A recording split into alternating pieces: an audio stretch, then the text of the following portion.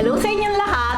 Narito na naman si Mami Essie para mag-share na naman sa inyo ng isang masarap na kakanin. Siyempre na pwede nating iahin sa nalalapit na New Year ang sapin-sapin munggo o munggo sapin-sapin. Pero bago tayo mag-umpisa, kung kayo ay nasa Facebook, don't forget to follow, like, and share. At kung nasa YouTube naman po, wag lang kalimutang mag-subscribe at pindutin ang bell button para lagi kayong updated sa ating mga bagong video. Ngayon, narito po ang ating mga kakailanganing sangkap.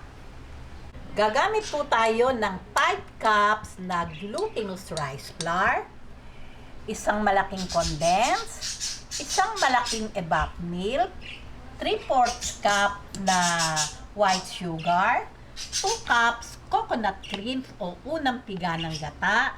Siyempre po, gagamit tayo ng food color. Ito po ay kulay green na buko pandan.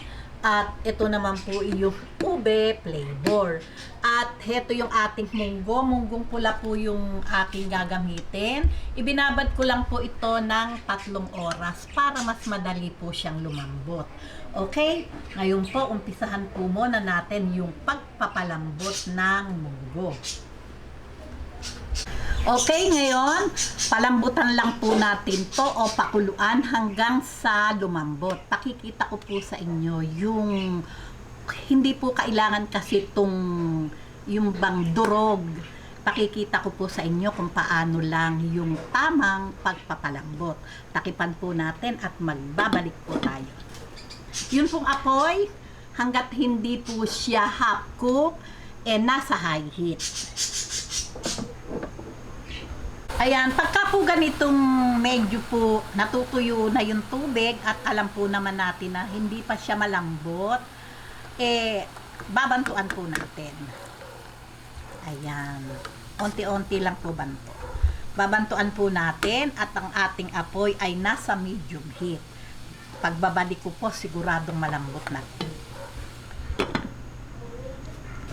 Ayan, pagka po ganito, ayan, malambot na po, kailangan, ganyan po yung, natin, pagpapalambot. Pagka po ganitong may bahagya pa po siyang tubig, lalagay po natin itong half cup na sugar. Ayan. Atin lang po itong pakukuluan. Mga siguro 3 minutes ay okay na po yan. Basta po, sa pagpapalambot natin po sa ating munggo, hanggat hindi po siya talaga malambot, yung nakipisa, at natutuyuan, banto lang po tayo ng banto ng tubig. Huwag lang po bigla ang marami, kasi baka naman po makasobra.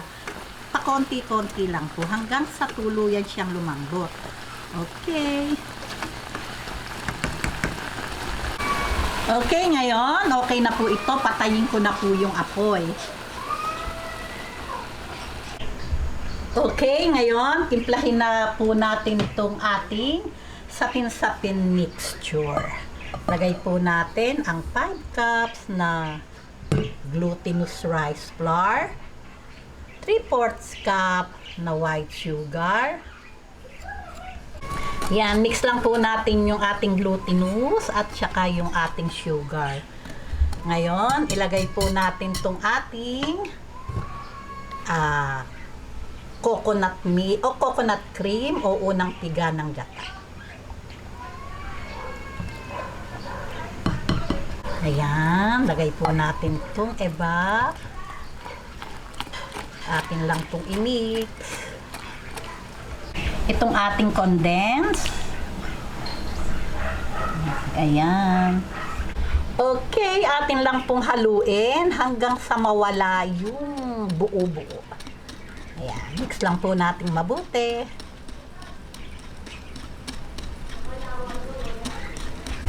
Okay, ngayon, ito pong ating tinimplang sapin-sapin mixture. Magtatakal po ako ng tag 3 cups. Bawat isang kulay. Ayan.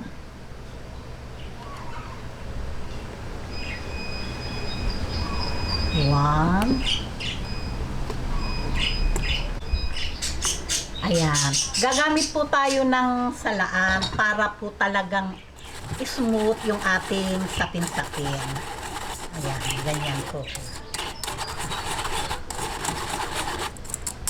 Ayan, heto na po yung ating sapin-sapin mixture. Nahati ko na po sa 53 cups. Ngayon, eto naman pong ating paglalagyan.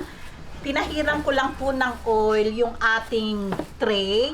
Tapos po, inilagay ko yung ating plastic labo. Heto po yon.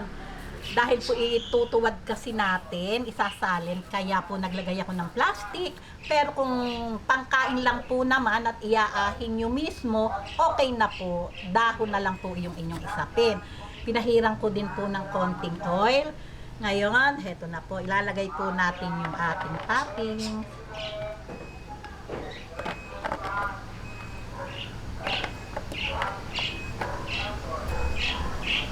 Ayan, ganyan lang po. Una po nating ilagay itong ating munggo. Ito pong ating mixture, bago natin ilagay, haluin po ulit natin. Kasi po umiilalim po iyan. Ayan.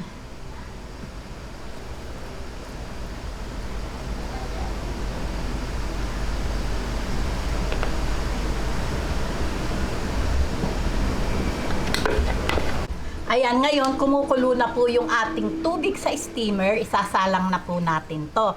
Sasalang po natin to ng 12 to 15 minutes. Balik po tayo after 12 to 15 minutes. Titingnan po natin sa 12 kung okay na. Tutusukin lang po naman natin yan. Ayan, heto naman po yung ating second layer. Dahil po malapit na pong mag 15 minutes. Ayan. Atin lang pong haluin. Ngayon, heto po yung ating pangalawang layer.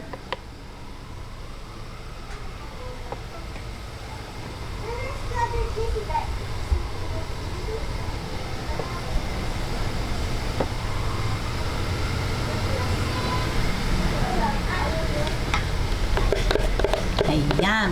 Ngayon po, another 15 minutes yung ating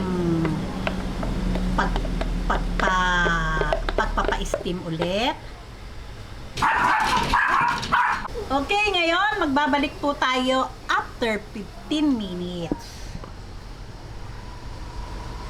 Ngayon, heto naman po yung ating pangatlong layer. Lalagyan po natin ng ube flavor.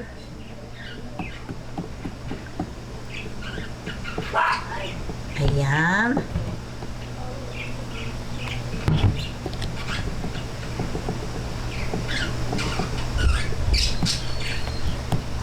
Ayan, atin na pong ibubuhos to. Ayan, after 15 minutes ng second layer, ito naman po yung ating ilalagay.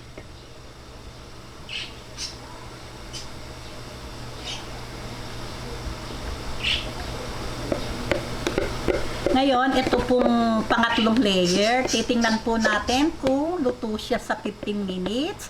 Pagka po hindi, hanggang 20 minutes yung ating iyo-oras.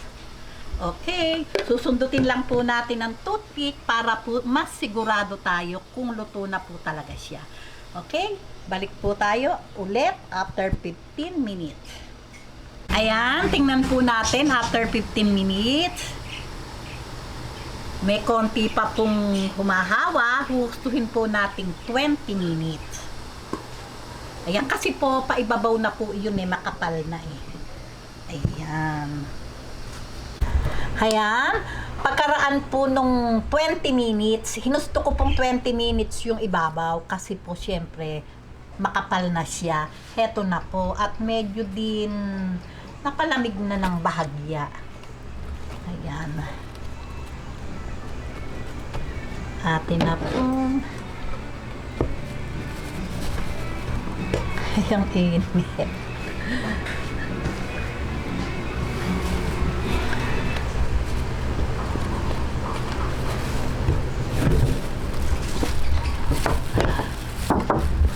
Talaga pong mainit pa.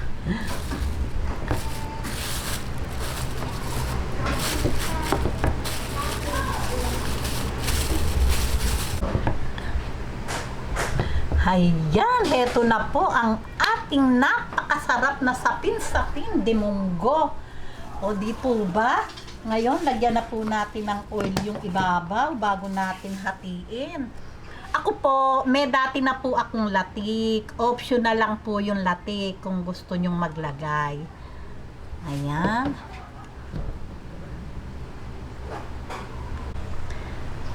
Ayan, yung pong latik, optional na lang po iyon kasi may toppings naman pong munggo.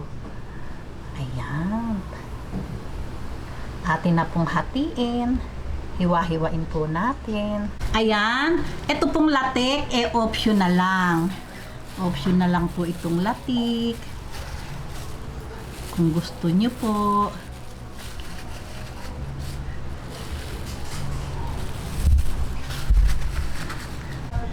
Ayan, heto na po ang ating napakasarap na sapin-sapin de munggo. O di po ba, napakagandang iahin sa ating mesa. Pwedeng dessert, pwedeng merienda.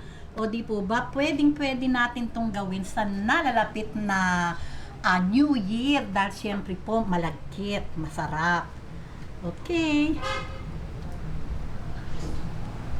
O paano po? Kung nagustuhan nyo ang video na to, huwag lang kalimutang mag-likes. And don't forget to share and subscribe. Babu!